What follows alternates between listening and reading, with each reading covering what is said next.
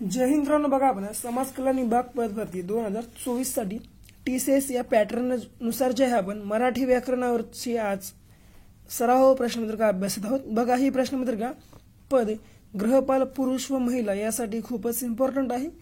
त्यामुळे बघा तुम्ही जर याच्यासाठी अप्लाय केला असाल तर हा व्हिडिओ तुमच्यासाठी खूपच अतिशय महत्त्वाचा असणार आहे। त्यामुळे तुम्ही व्हिडिओ एकदा शेवटपर्यंत अभ्यासून घ्या आणि नवीन असेल आपल्या चॅनलला सुद्धा नक्कीच तुम्ही सबस्क्राइब करून घ्या। बघा पहिला प्रश्न, आपल्या तोंडातून जे मूळचे ध्वनी बाहेर पडतात त्यांना डॅश डॅश म्हणतात। तर बघा आपल्या तोंडातून जे मूळचे ध्वनी बाहेर पडतात त्यांना काय म्हणतात, तर वर्ण असे म्हणतात। लक्षात ठेवा, वर्ण असे म्हणतात। तर बघा स्वर, आपल्या वर्णमालेचे आहे एकूण 14 स्वर आहे, तुम्हाला लक्षात ठेवायचे आहे एकूण 14 स्वर। पुढे स्वरादी, स्वरादी आपल्या वर्णामालेत 2 आहेत जे की अम आणि आह आहेत। अम आणि आह तुम्हाला लक्षात ठेवायचं आहे, अम आह। व्यंजन, व्यंजन एकूण 34 आहेत, लक्षात घ्या 34 व्यंजन आपल्या वर्णमालेत आहेत।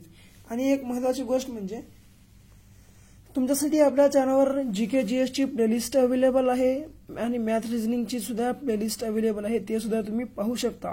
आणि एक महत्त्वाची गोष्ट म्हणजे मित्रांनो, आम्ही तुमच्यासाठी जे आहे आतापर्यंत जेवढे काही आपण समाज कल्याणासाठी प्रश्नपत्रिका अभ्यासले आहोत त्या सर्व प्रश्नपत्रिकांमधले जे प्रश्न आहेत त्या प्रश्न काढून त्या प्रश्नांची एक जवळपास 200 ते 250 जवळपास 300-400 प्रश्नांची PDF आम्ही तुमच्यासाठी अवेलेबल केली आहे। बघा ही PDF फक्त आणि फक्त तुम्हाला 20 रुपयामध्ये मिळणार आहे, फक्त आणि फक्त 20 रुपयामध्ये। त्यामुळे बघा अवश्य बाय करा। बाय करण्यासाठी 74 14 93 93 07 या नंबरवर फक्त आणि फक्त 20 रुपये फोन पे जीपे करून स्क्रीनशॉट पाठवा, लगेच तुम्हाला 1 मिनिटाच्या आत ही PDF तुम्हाला मिळून जाईल। पुढे बघा दुसरा प्रश्न, जोडाक्षर म्हणजे काय। तर बघा जोडाक्षर म्हणजे काय किंवा जोडाक्षराचे समीकरण लिहा। तर बघा जोडाक्षर म्हणजे काय किंवा जोडाक्षराचे समीकरण काय आहे, तर या प्रश्नाचे योग्य उत्तर आहे बघा पर्याय क्रमांक अ 2 किंवा अधिक व्यंजने प्लस स्वर हे आपल्या प्रश्नाचे योग्य उत्तर आहे। पुढे तिसरा, पुढे दिलेल्या शब्दाचा त्या खाली दिलेल्या विग्रहातून योग्य संधी विग्रह कोणता किंवा योग्य विग्रह कोणता आहे, तर चंद्रोदय जे आहे आपल्या शब्दाचा विग्रह आपल्याला करायचा आहे। तर बघा तर याचं आपल्या काय आहे प्रश्नाचं योग्य उत्तर, तर चंद्र प्लस उदय। चंद्र, एक मिनिट बघा, चंद्र प्लस उदय जे आहे आपल्या प्रश्नाचे योग्य उत्तर असणार आहे। कारण बघा अ प्लस उ जे हे आहे इथं ओ होत असतं, त्यामुळे आपल्या प्रश्नाचे योग्य उत्तर काय आहे इथं चंद्र प्लस उदय। पर्याय क्रमांक अ आपल्या प्रश्नाचे योग्य उत्तर आहे, लक्षामध्ये ठेवायचं आहे। पुढे वाहने सावकाश चालवा या वाक्यातील अधोरेखित शब्दाचा प्रकार ओळखा। तर बघा वाहने सावकाश चालवा या वाक्यातील या अधोरेखित जे शब्द आहे याचा आपल्याला प्रकार ओळखायचा आहे। तर बघा हा जो प्रकार आहे हा आहे क्रिया विशेषणाचा, कारण बघा इथे क्रिया होत आहे, त्यामुळे तुम्हाला लक्षामध्ये ठेवायचं आहे। पुढे चौथा प्रश्न काय आहे बघा, वेदांत, वेदांत गाणं गात होता या वाक्यातील काळ ओळखा। तर बघा वेदांत गाणं गात होता या जे वाक्य आहे या वाक्यातील काळ जर तुम्हाला विचारलं तर इथं त होता हे जे शेवटी आलेलं आहे याच्यावरून तुम्हाला ओळखायचं आहे की अपूर्ण भूतकाळ, म्हणून आपल्या प्रश्नाचे जे योग्य उत्तर आहे इथं अपूर्ण भूतकाळ असणार आहे, घात होता, म्हणून आपल्या प्रश्नाचे योग्य उत्तर आहे अपूर्ण भूतकाळ।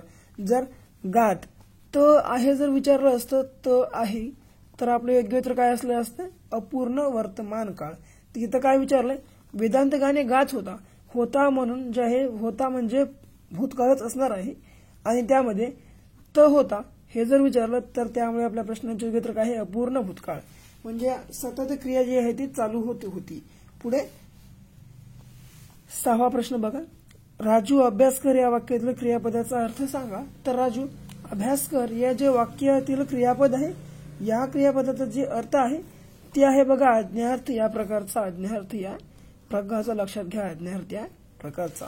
7वा, पृथ्वी या शब्दात समानार्थी शब्द कोणता। तर बघा पृथ्वी या शब्द जे आहे या शब्दामध्ये या शब्दाचा समानार्थी शब्द असणारा शब्द हा आहे वसुंधरा. आणि काही बघा महत्त्वाचे शब्द तुम्हाला सांगतो, तुम्ही लिहून घ्या. वसुंधरा जर सोडलं, धरती आहे, धरती हा सुद्धा शब्द पृथ्वी या शब्दाचा समानार्थी शब्द आहे. अवनी, धरती, अवनी, भूमी, क्षमा इत्यादी जे आहेत धरती या आपल्या वसुंधरा किंवा पृथ्वी या शब्दाचे समानार्थी शब्द आपल्याला म्हणावे लागतात, तुम्हाला लक्षामध्ये ठेवायचं आहे. पुढे कमळ या शब्दाचा समानार्थी असणारा एखादा शब्द म्हणजे ते आहे पंकज. पंकज, पंकज हे जे शब्द आहे कमळ या शब्दाचा समानार्थी शब्द आहे. पुढे बघा 8वा, गाजरपारखी म्हणजे काय? तर बघा गाजरपारखी म्हणजे काय हा प्रश्न बऱ्याच जे आहे बऱ्याच म्हणजे खूपच जास्त वेळा विचारला गेलेला प्रश्न आहे, त्यामुळे हा प्रश्न पाठ करा. तर गाजरपारखी म्हणजे काय?